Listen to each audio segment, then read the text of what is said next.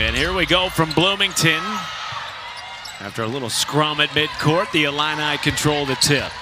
I'm coming into this game with some confidence and some purpose-driven force in terms of my leadership. Genesis Bryant on the bounce pass to Kendall Bostic, who wants to push the pace for an Indiana team that's averaging 80 points per game. That's top 35 in the country. And Holmes continues her hot start. She is perfect from the floor to start the season in terms of the cohesion. Right, and it takes time. It doesn't just happen because you want it to. You have to work at it. And here's that little Iverson action where they try to post up Yarden Garzon down in there. Oh! Lily Meister left wide open. She knocked in a three, but then now you're going to push her off the three-point line for what? So she can get downhill and go 100 miles an hour and finish at the cup yet again for Indiana. Count it and the foul. More McNeil left open.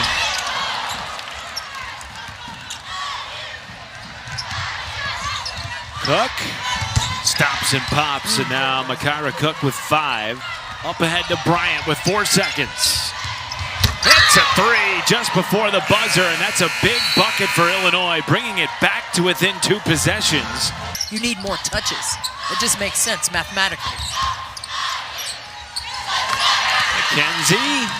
Yeah, after knocking in 8 triples in her last game for 32 points. That's a great find by Genesis Bryant to Kendall Bostic. Sometimes you have to do what other teams are finding success with, and that's what Illinois is doing. Garzon counted in the foul.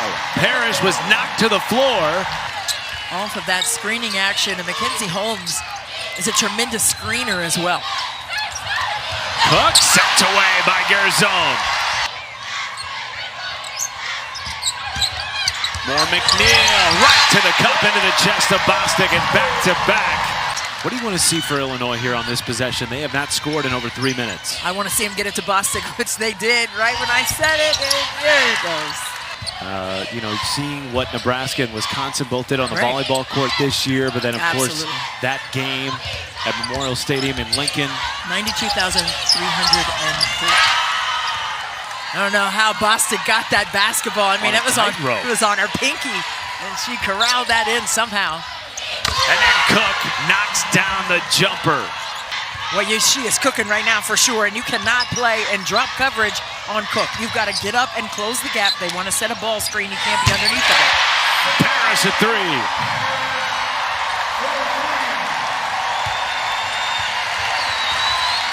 Her first triple of the game, just the 3rd for Indiana. Bryant, spin cycle through the defense, lays it in. Holmes, spinning out of trouble, lays it in, and another 20-point game for McKenzie. Double team.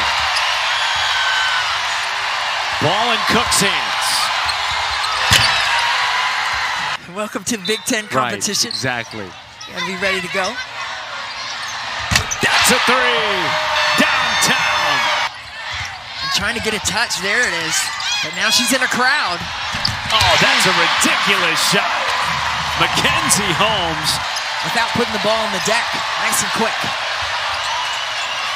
Hobby trying to get it to Cook. Well defended by Moore McNeil, but Hobby floats it in anyway.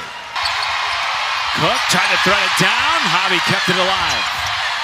And then sent away by Mackenzie Holmes. There's that block ability that you talked about. Cook a 3. Puts it in. That is money from Makira Cook with 20. Some New Year's Eve fireworks for you, for sure. Cook, fade away, count it. As Cook misses front iron, tapped around into the hands of Moore McNeil. And she is rejected at the rim by Cook. She may have said, get that out of here. It looked like she may have said that. Holmes has 30. Counted in the foul. And less than 50 seconds to play in a 1-point game. Kick out to Garzon. Rims in a 3. Down 6. McKenzie rims it in. It's going to be a quick foul right here. Quick foul. Not today. She is. 2 seconds, half-court heave. Genesis Bryant, no, and the longest active streak in the Big Ten continues.